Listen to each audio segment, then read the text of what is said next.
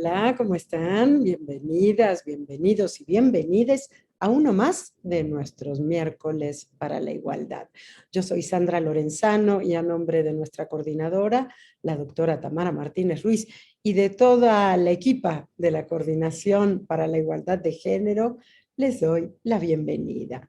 Hoy tenemos una invitada muy especial. Ella es Lorena Wolfer, la conocida artista visual, quien nos va a presentar un proyecto muy importante, muy interesante que hemos realizado desde la Coordinación para la Igualdad de Género y la Cátedra Rosario Castellanos, que pertenece a la Coordinación de Difusión Cultural de la UNAM. Nos va a explicar Lorena en qué consiste el proyecto Archiva Viva y veremos a continuación el primero de los videos que forma parte de esta archiva. Ya verán. Gracias por acompañarnos.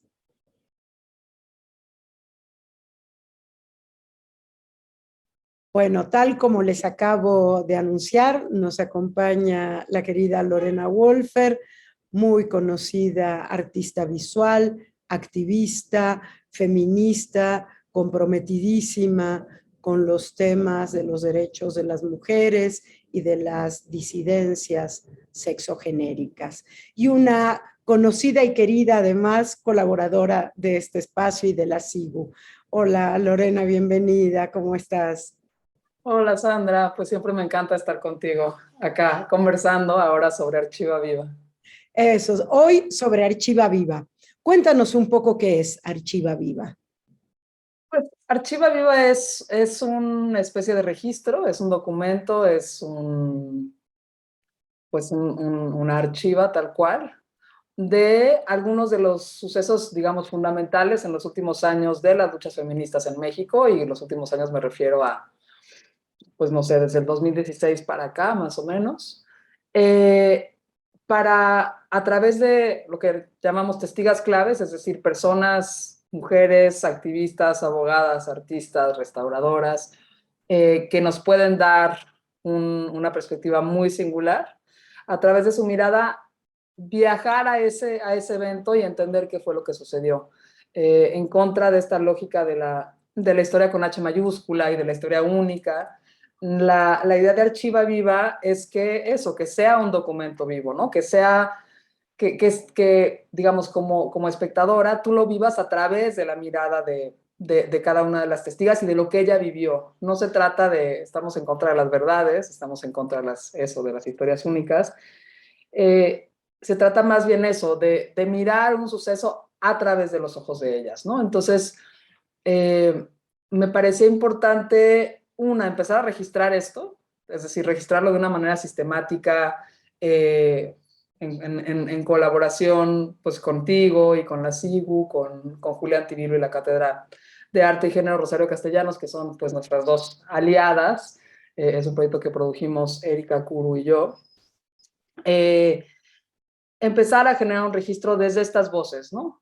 Están los registros, digamos, de los medios, de los periódicos y de las plataformas en línea, están los registros, por supuesto, de quienes hemos estado ahí, pero nos parecía fundamental mirar atrás, o sea, mirar atrás, eh, recordar qué fue lo que sucedió y encontrar una vía para que eso permaneciera, de nuevo, desde estas miradas singulares.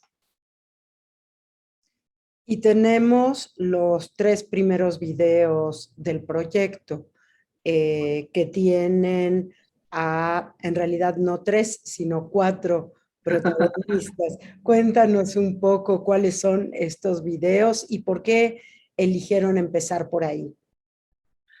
En efecto, pues la idea, como tú sabes, es que este sea un proyecto de largo aliento, ¿no? Y empezar con estos tres programas de aquí, bueno, con sucesos de aquí de la Ciudad de México, para idealmente después transitar por la República Mexicana registrando lo que ha pasado en otras partes.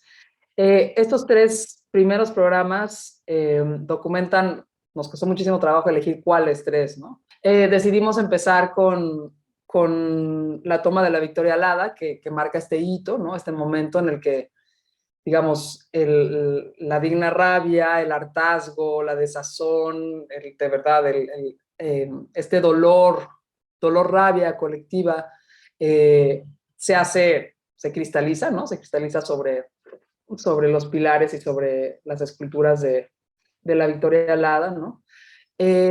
Para después, y bueno, todo lo que se implica en términos de la acción directa y esta frase que las restauradoras han repetido, que son primero las mujeres y luego las paredes, ¿no? Esa lógica de pensar y de decir, romperemos todo siempre y cuando no se hable de nosotras las mujeres, siempre y cuando no seamos un tema, o sea, la muerte de las niñas, de las jóvenes y las mujeres no sea un tema de preocupación política, cultural, de salud, en fin, de la sociedad mexicana, inauguramos esta forma, ¿no? Inauguramos esta forma de protesta. Entonces, en la Victoria Alada, pues las testigas, como decías, no son una, sino son dos, son dos integrantes de Restauradoras con Glitter, son Sofía Riojas y Daniela Pascual. De ahí nos mudamos al segundo programa, que es la Marcha del Silencio, que convocó Araceli, la madre de Lesbi Berlín Rivera Osorio, poco tiempo después de agosto, y la convocó justamente para plantear una vía distinta de acción, haciendo además un eco a la Marcha del Silencio que se produjo en el 71. Hay una línea que ella trazaba. Y después nos vamos pues a dos, vamos a llamarles expresiones para no hablar de esculturas y no entrar en los terrenos complicados del arte, ¿no? Pero hablamos de estas dos expresiones, pues de nuevo, como cristalizaciones de dos eventos también importantes, que una es la Antimonumenta, que está instalada frente al Palacio de Bellas Artes, y la segunda, que en realidad esa, digamos, en términos de tiempo sucedió antes que la toma de la Victoria Alada, y la segunda es el memorial para Lesbi y las víctimas del feminicidio, que se instaló en la propia Fiscalía, entonces Procuraduría General de Justicia de la Ciudad de México, como parte de la reparación del daño que se dictó en el caso de Lesbi, ¿no? Entonces, y la testiga del segundo programa es Araceli misma, que es quien convocó a la Marcha del Silencio, y la testiga del último programa es Ayuri Herrera, que es la actual fiscal de feminicidios de la Ciudad de México, ¿no? Entonces, es a través de sus miradas y de sus experiencias que miramos estos varios sucesos, ¿no? Sí, y los 3 videos, las 3 propuestas, que duran poco menos de media hora cada una, comparten una misma mirada estética, una misma propuesta estética, ¿no? Hay una cámara fija, de pronto vemos unas pocas imágenes sobre el evento del que se habla. ¿Por qué esa elección, Lorena? Kuru y yo platicamos mucho sobre cómo hacer esto, ¿no? Y cómo lograr que las espectadoras, los espectadores, los espectadores pudieran adentrarse a una experiencia a través de la experiencia de alguien más, ¿no? De cómo se requería, y además cómo, digamos, en términos de enunciado, plantear que no había ningún tipo de intención de alcanzar esto que la gente se supone que defiende, como en los documentales, que es la objetividad, ¿no? Al contrario, nosotras, o sea, partimos y nos quedamos en la subjetividad absoluta de cómo lo viviste tú, qué te implicó a ti, qué te atravesó, cómo te sucedió esto a ti, ¿no? Más que cómo sucedió, es cómo te sucedió a ti, ¿no? Y en ese sentido pensamos en, bueno, por supuesto, visitar los espacios. Entonces, el programa con Sayuri sucede frente a la Antimonumenta, el programa de Araceli sucede en el Zócalo, que es a donde llegó la Marcha del Silencio, y el programa de las restauradoras sucede frente a la Victoria Alada, que además fue la primera vez que ellas iban a la Victoria después de que la acaban de volver a abrir, ¿no? Ahora ya completamente limpia, ¿no? Años más tarde, después del 2019, ¿no? Entonces, eso, quisimos enfocarnos, no había como ninguna intención de estetizar absolutamente nada, enfocarnos en ellas, enfocarnos en su mirada y en sus voces y en sus experiencias. Y en realidad, el poco material de archivo que hay se presenta al final. Es decir, la idea es que tú puedas vivir de nuevo el suceso con ellas, y no es hasta el final del programa, sino hasta el final del programa que hay un pequeño video o bueno, mezclado fotos y video, que documentan, digamos, tanto las marchas, la toma de la Victoria, como el antimonumento del Memorial. Sí, como tú sabes, porque lo hemos platicado mucho, tanto en este como en otros espacios, y lo saben seguramente quienes nos están viendo, para la Coordinación para la Igualdad de Género, el verbo escuchar es el verbo clave de este momento, ¿no? Saber realmente qué está pasando a partir de las propias actoras, a partir de las mujeres que están llevando adelante las protestas, la lucha, la exigencia de justicia, y sin duda, a mí me gustó mucho esta estética, me sorprendió, no sabía qué iba a encontrar y me gustó justo por eso, porque es simplemente darle la palabra a quienes son las testigas o las protagonistas de estas historias. Y en ese sentido apela a nuestra capacidad de escucha y desde ahí a nuestra capacidad de sumarnos a estos reclamos, a esta lucha, porque finalmente el objetivo último es darles la palabra para lograr justicia, lograr reparación del daño y lograr memoria, que esto quede en la memoria de, sobre todo de las más jóvenes, para que sea a partir de ahí, ¿no?, que logren continuar con la lucha. Me parece en este sentido un proyecto muy, muy fuerte, muy despojado de cualquier adorno, que va exactamente al núcleo al que tiene que ir. Y pues no sé, si quieres, pues vamos, porque este es el estreno absoluto, el estreno mundial de Archiva Viva, aquí en Miércoles para la Igualdad, y la verdad es que me emociona mucho porque después seguirá el recorrido. La idea, ¿no?, es que esto se conozca. Simplemente podemos cerrar con eso, Lorena, si quieres un poco contarnos qué hacemos una vez que veamos este video. Hoy vamos a ver primero el de las restauradoras, el de la toma de la Victoria Alada, y vamos a continuar durante la tarde con los otros dos. Y luego, quienes somos espectadoras y espectadores, ¿qué hacemos con esto? Pues mira, hay una serie de enunciados que digamos que para mí son el corazón de Archiva Viva, o de estos tres programas en cualquier caso, ¿no? Esta afirmación de Sayuri de que el memorial es lo que ya alcanzamos y el antimonumento es lo que está pendiente, o sea, las liga de una manera pues brutal, ¿no? Porque además hablábamos en ese momento de qué significa Avenida Reforma y la Alameda como la arteria principal de la Ciudad de México, que en realidad está llena de antimonumentos y monumentas, llena de muerte, ¿no? Y ella lo traslada acá, ¿no? Está también pues no sé, el júbilo y la absoluta honestidad de las restauradoras de cómo ellas fueron encontrando una voz y cómo ellas fueron encontrando el feminismo, que es de verdad un programa que a mí me conmueve muchísimo.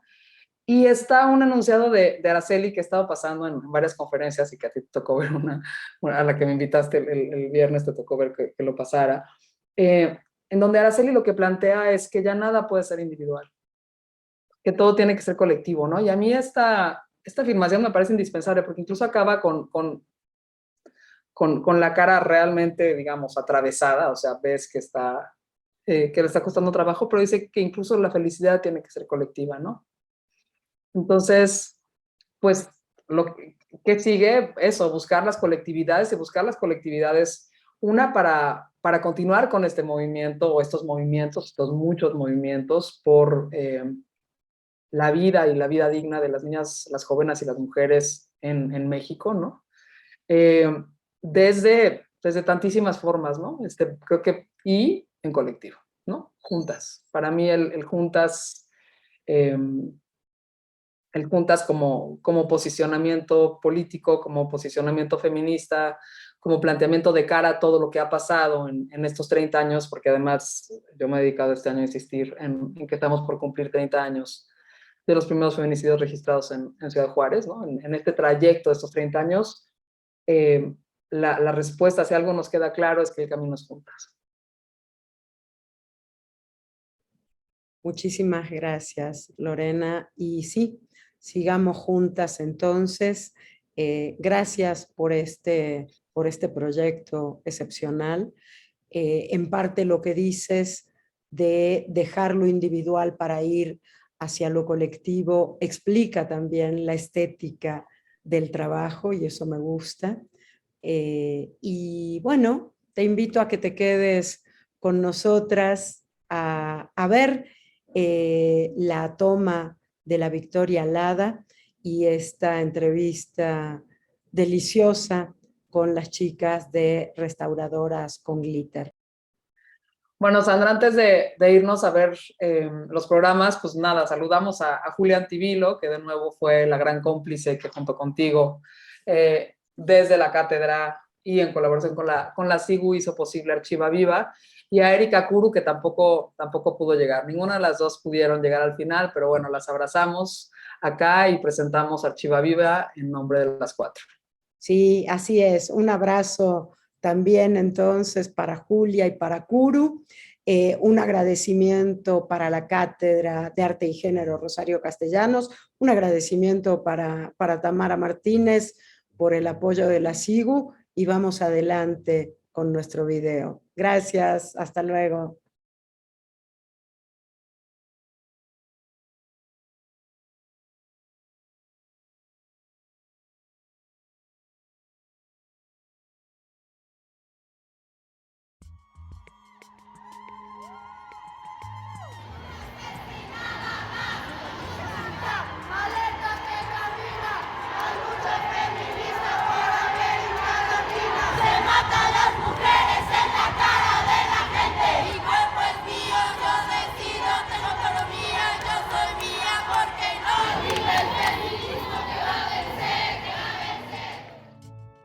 Restauradoras con Glitter es un grupo de mujeres que todas somos de distintas profesiones, pero todas estamos dirigidas a estudiar de alguna manera o a trabajar de alguna manera con las herencias culturales. Nos conformamos como colectiva en agosto del 2019 a raíz de lo que sucedió durante la marcha feminista del 16A, en donde pues la Victoria Alada de la Independencia que tenemos aquí atrás fue intervenida durante el movimiento social de las mujeres y pues bueno, fueron realizadas pintas sobre el basamento del monumento. A raíz de ese evento hubo como una criminalización muy fuerte de las acciones de estas mujeres en medios y por parte de las autoridades, con lo cual nosotras no estábamos de acuerdo. Nos empezamos a reunir varias compañeras en Facebook sobre todo y empezamos a compartir nuestras opiniones sobre lo que pensábamos que había pasado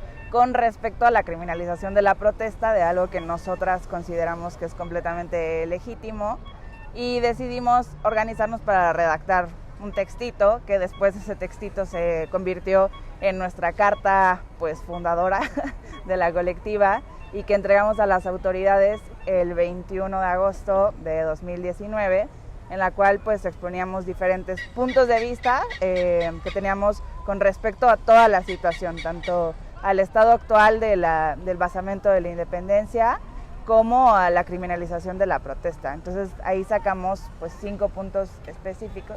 Bueno, eran 5, pero teníamos como 3 principales.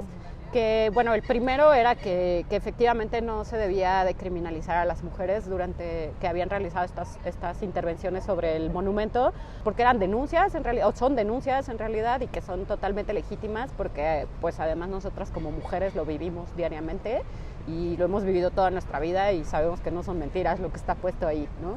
En segundo lugar, hablábamos de que estas denuncias tendrían que ser documentadas, porque formaban parte ya como de un momento relevante que se iba a volver histórico dentro de la lucha de las mujeres en México por vivir una vida digna y libre de violencia machista. Hacíamos como una especie de solicitud o llamamiento. más bien declaración, ¿no? Como sobre que pensábamos también establecíamos que los monumentos son cuestiones vivas, que en realidad su significado y su valor surgen o vienen por parte de la sociedad que lo utiliza, y que esto era una forma legítima de pues darle uso al monumento y que debía de ser escuchado.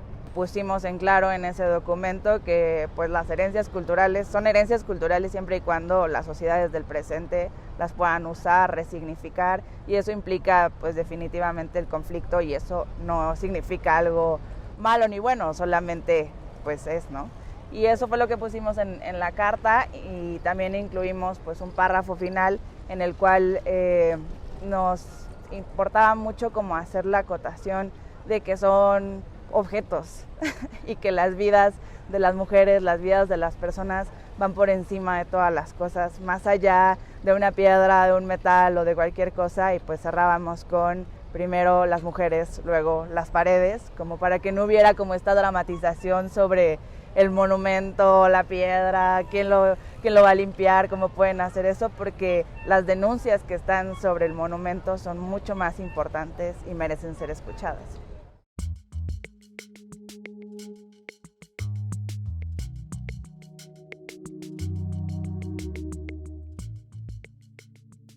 A nosotras nos importaba mucho como poner nuestra voz con respecto a lo que había sucedido, pero no calculamos el impacto que eso tendría. Y bueno, creemos que también un poco como por la forma en la que estaba redactada la carta, permitió que muchos medios de comunicación nos prestaran el espacio para hablar del tema. Nos interesaba mucho y nos interesa mucho todavía cambiar la narrativa de la criminalización, de la protesta. Creemos que las demandas y las denuncias son lo que tiene que ser escuchado, ¿no? Y pues sí, o sea, nos dieron cierta credibilidad y los micrófonos porque nos presentamos como especialistas de las herencias culturales, de lo patrimonial, de todas estas disciplinas a las que nos dedicamos, y creemos que en realidad ese rollo, ¿no? Como de esa carta de presentación fue lo que nos permitió contar con esos espacios en los cuales pues intentamos contribuir a decir esto es lo que tiene que ser escuchado, y no el drama de la piedra y la pintura y todas esas cosas que estaban antes, ¿no? Sí, para mí es loquísimo, porque no todas, porque somos muchísimas, ¿no? Bueno, fuimos en ese momento muchísimas mujeres las que redactamos esa carta en conjunto. Yo personalmente, por ejemplo, nunca había tenido ni un solo contacto con el feminismo. O sea, para mí el feminismo era algo que existía allá, ¿no? Y ni siquiera, o sea, nunca, no me había ni siquiera cuestionado, no me había acercado a la problemática jamás. Y yo creo que como yo, varias. Y había otras chicas que sí ya llevaban como un tiempo, pues más como poniendo atención a estos temas. Entonces, creo que en realidad yo no sé qué pasó. Sí sé qué pasó, pasaron muchas cosas, pero en realidad cuando yo participé estoy hablando personalmente, pero cuando yo entré al grupo y empezamos a explorar la idea de hacer algo respecto a lo que estaba pasando, ni siquiera sabíamos qué era lo que queríamos hacer. Obviamente hubo ideas como, bueno, pues para que las dejen de molestar, vamos a limpiar nosotras el ángel, ¿no? Y entonces ahí fue, yo fui una de las que dije eso, ¿no? Y entonces ahí fueron las más jóvenes y las que traían también ya más contacto con el feminismo, las que dijeron, no, ¿por qué vas a ir a hacer eso? Tú no puedes participar de la censura, ¿no? Y entonces fue maravilloso porque haciendo toda esta reflexión, intercambiando opiniones y manteniendo el diálogo, como que llegamos a esta conclusión de no creímos, necesitamos hacer algo en el sentido de queremos ser las voceras o queremos representar esta lucha. No, cuando dijimos necesitamos hacer algo era porque verdaderamente lo necesitábamos. O sea, como seres humanos, o sea, como mujeres. E incluso fue al principio pero ¿a quién le va a importar? ¿Tú crees que alguien nos va a escuchar? Esto en realidad no va a o sea, no sirve de nada, ¿no? O sea, esas eran pues sí, los sentir, pensares iniciales respecto a nuestra carta, pero yo lo sentí como una especie de catarsis, o sea, de necesito decir algo respecto a esto porque no me parece justo de todo lo que estoy viendo y todo lo que está pasando. Yo creo que así fue para muchas. Nunca lo hicimos pensando en abanderar nada, ni en el impacto que iba a tener, de verdad no lo teníamos contemplado para nada. Incluso hay varias posturas que ponemos en la carta que podrían resultar súper radicales así, para nuestro gremio, como hay un punto en la carta donde mencionamos y ningún restaurador debería de tampoco prestarse para restaurar esto.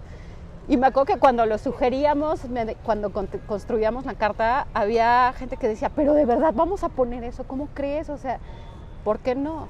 ¿No? Así de, y nuestra excusa siempre era, nadie nos va a hacer caso, tú ponlo.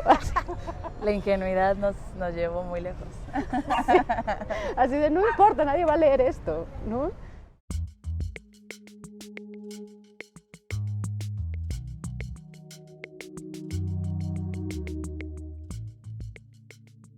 Hicimos nuestra página de Facebook, hicimos nuestra cuenta de Twitter, hicimos nuestro mail y sacamos la carta y la difundimos entre nuestras cuentas personales. Uh-huh. Al día siguiente ya teníamos programadas no sé cuántas entrevistas en la tele, en el radio, para periódicos, de todo, páginas de internet. O sea, fue así, o sea, lo sacamos ese día en la noche. 21 en la noche. 21 en la noche, a las 8, 9 de la noche, y al día siguiente ya teníamos una entrevista a las 8 de la mañana, otra a las 9, y se volvieron semanas y semanas de estar pues trabajando, sobre todo en medios de comunicación, y ya después pudimos estar más bien, o sea, conforme fue pasando el tiempo, en foros y más bien como en mesas de trabajo, etcétera, ¿no? Y también lo que pasó es que el 21 sacamos la carta, pero entregamos la carta a las autoridades, a la jefa de gobierno, como una semana después, porque fue cuando sacamos la cita para la audiencia. Entonces, en realidad no habíamos tenido respuesta formal, pero ya habíamos tenido muchísimo ruido. Y en esa audiencia se pidió que nos dejaran entrar a documentar. Pero bueno, a partir de esa audiencia fue que ya nos dirigieron con la Secretaría de Cultura, ¿no? Sí. Toda esa primera parte fue loquísima porque o sea, de pronto nuestra carta decía muchas cosas que de verdad solo era como nuestro, ¿no? Así expresarnos. Y cuando tuvo tanto impacto, pues nos dimos cuenta de lo que habíamos hecho. Prácticamente era como, sí fue tomar una decisión de, o sea, ¿vamos a seguir? O vamos a decir, no, pues no, nosotras nada más queríamos decir esto, ¿no? Y pero de pronto, bueno, para mí y creo que también para muchas otras, pues cobró sentido lo que hacíamos. Empezamos a entender que realmente el tema de la conservación del patrimonio cultural es un tema estatal, el Estado es per se patriarcal, que teníamos mucho tiempo sin ver, pero todo esto fue en días. La manera en la que estaba construido toda esta idea del patrimonio, nuestra participación dentro de las decisiones de la restauración, de la conservación, que en realidad es nula, ¿no?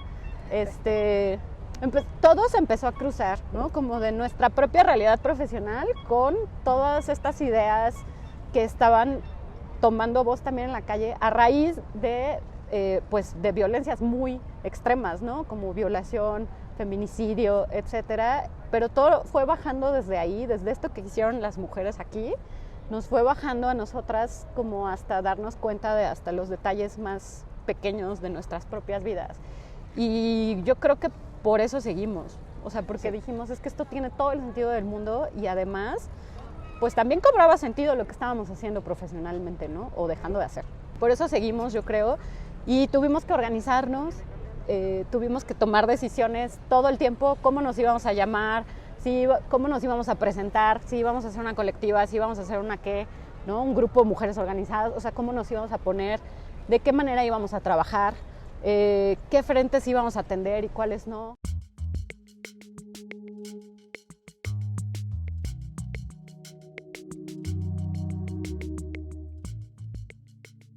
La parte del glitter surge de justo la manifestación previa a la del 16A, que sucede en las instalaciones de la Procuraduría de Seguridad, me parece, pública del Distrito Federal, no me sé los nombres bien, ¿no? Y ahí un grupo de mujeres van a protestar por lo de la violación de esta chica en Azcapotzalco por parte de la policía. Y la respuesta que dan las autoridades es verdaderamente lamentable. El procurador sale a decir una serie sarta de tonterías, por no decir más feo. Y pues estas mujeres se enojan y empiezan a hacer justo acción directa en las instalaciones de la Procuraduría. Pero una de las cosas que además hacen es aventarle como un puñado o una bolsa de brillantina, pues rosa, morada, más o menos, al procurador encima, ¿no? Y entonces queda bañado de esta diamantina morada. Glitter es la palabra en inglés para la brillantina. Y se vuelve más como un símbolo, en realidad, porque en realidad hacen un drama al respecto, ¿no? Incluso la gobernadora de la Ciudad de México sale a decir que pudo haber atentado contra su vida porque lo pudo haber inhalado, y, ¿no? O sea, sale a decir una serie de cosas respecto al tema de la diamantina, y pues empieza a hacer también broma, ¿no? O sea, se empieza a hacer como parodia de la situación, también dentro del feminismo. Y para la siguiente marcha del 16A, pues ya todas traían la diamantina como una especie de símbolo de la lucha, ¿no? Entonces sí se volvió, incluso al 16A, bueno, como a ese periodo, desde esa manifestación hasta el 16A, como algunas personas incluso le dicen la diamantinada, ¿no? Entonces, que ya se volvió así como un ícono. Creo que lo que acabas de decir sobre el impacto que tuvo cuando vimos la foto de esto, sobre todo de este frente en particular, fue como, como que te maravilla y al mismo tiempo te horroriza, y fue como confrontarnos con nuestra misma formación, porque a nosotras nos enseñaron durante todo el tiempo de nuestra formación y en nuestro ejercicio académico que graffiti es una alteración terrible, es vandalismo, es algo que deteriora al bien, ¿no? Y que debe de ser retirado a la brevedad para que no cause un daño mayor.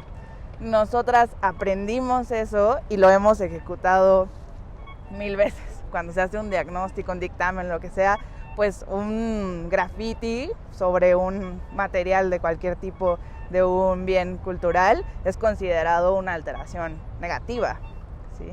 Entonces, cuando nosotras vemos esto y leemos los mensajes que están ahí, nosotras decimos, pues es que en realidad lo que queremos es que esos mensajes se lean y no es un deterioro. Deterioro es lo que está pasando como con nuestra sociedad, ¿no?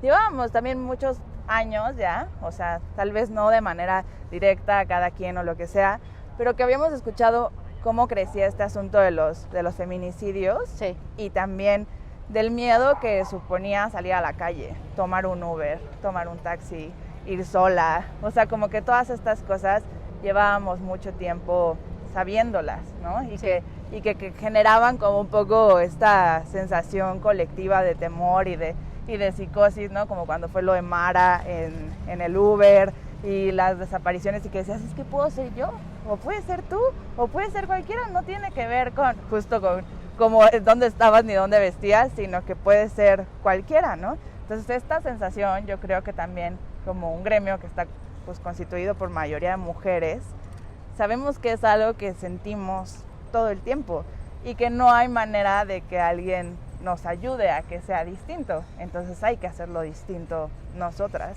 Y para nosotros esto fue como fundamental dentro de ese cambio de discurso y de tomar como las riendas del asunto, pues nosotras mismas, ¿no? Y decir, no, esto, o sea, ahí no se ve, pero abajo del león dice, con nosotras no se juega.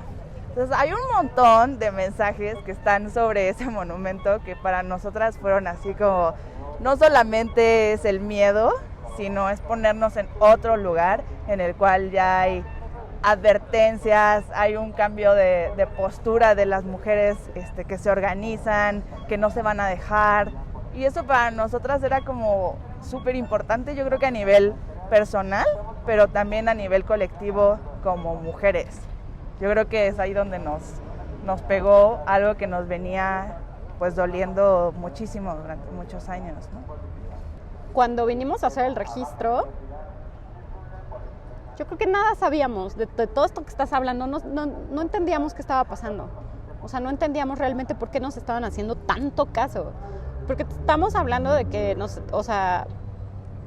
dejaron colgadas, pero hasta de hechos nos hablaron, ¿no? Sí, o sea, que era como, nos entrevistó desde Julio lo Astillero, más nos entrevistó Carmen Aristegui, fuimos súper mainstream. O sea, sí fue, y de verdad no lo estábamos. Tampoco teníamos tiempo a reflexionar. O sea, era una avalancha de sucesos de uno tras otro, y era mucho el entusiasmo, ¿no? Entonces, yo creo que sí nos fuimos dando de topes en el camino y entendiendo varias cosas.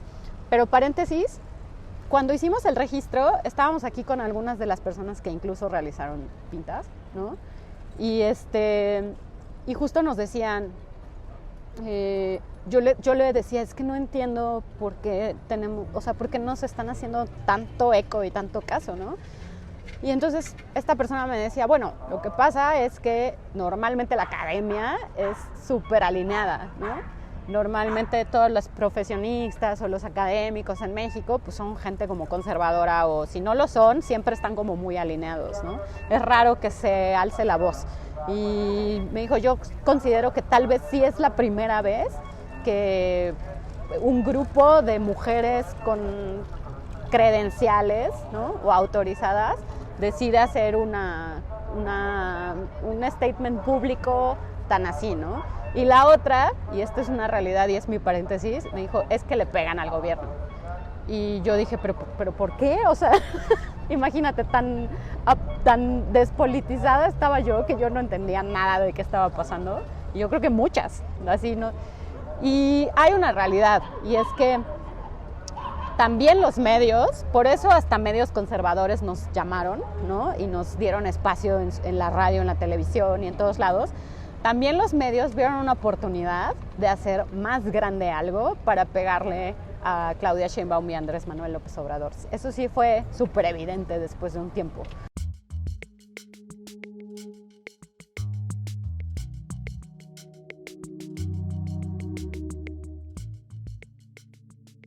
Cómo se expone que hay una crisis muy profunda de Estado en cuanto a sus diferentes niveles, pero que justamente la fuerza que se encarga de proteger a las y los ciudadanos sea quien las violente y los violente, y que quede así expuesto, porque algo que es muy importante decir de lo del caso de la compañera de Azcapotzalco es que sus datos personales fueron publicados y los datos de los policías nunca salieron, y además no fueron cesados de su actividad, o sea, seguían en el cargo y no se habían ni siquiera abierto las carpetas de investigación.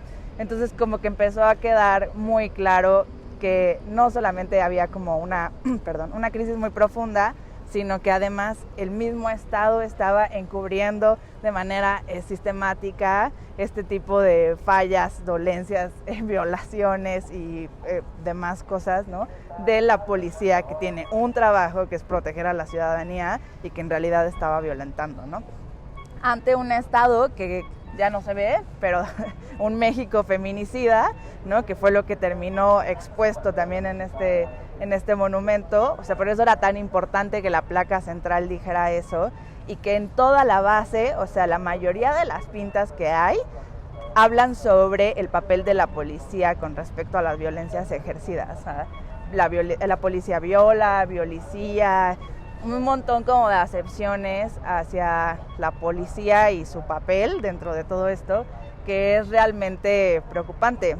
Nuestra denuncia inicial en la carta era que esto no se quitara porque había un recordatorio, es un recordatorio de que les falta muchísima chamba por hacer, ¿no? Y que no le están atendiendo. Y ahora vemos que el índice de feminicidios es mayor que nada más de enero a mayo hubo más de 500 feminicidios. O sea, las cifras son exorbitantes, ¿no? Y la policía sigue estando mezclada en este tipo de crímenes. Entonces yo creo que realmente no debería de ser retirado ninguna de estas pintas, porque habla de una crisis muy profunda y muy grave, ¿no?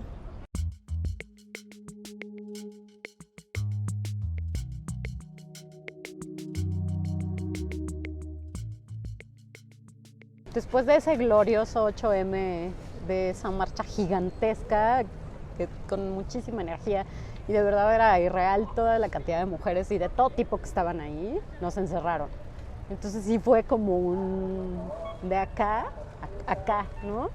Y yo creo que durante los primeros meses todas intentamos sostenerlo.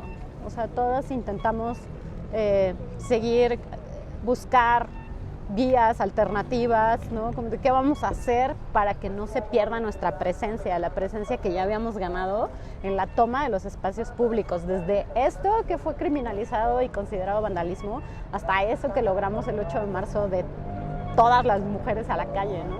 Cuando inició la pandemia nos hundimos en una profunda depresión porque teníamos muchísima actividad, o sea, hasta marzo habíamos estado otra vez sin parar desde enero y luego fue 8M y salimos y hicimos un montón de cosas y después de eso como que bajó mucho porque pues todo cambió como de un día para otro y creo que un poquito más adelante por ahí de nuestro aniversario fue que retomamos algunas cosas, ¿no? Hicimos algunos conversatorios, etcétera. Y como se activó esta vida online, eso creo que nos ha permitido pues seguir fortaleciendo las redes con otras compañeras en otros lugares del mundo incluso, donde podemos como establecer pues diálogos y aprender también de otras experiencias y compartir. Entonces digamos que un poco hemos estado centradas como en esas mesas de trabajo quizás pues más disciplinares, académicas o por ahí, discutiendo algunos conceptos que nos parecían necesarios también de reflexionar.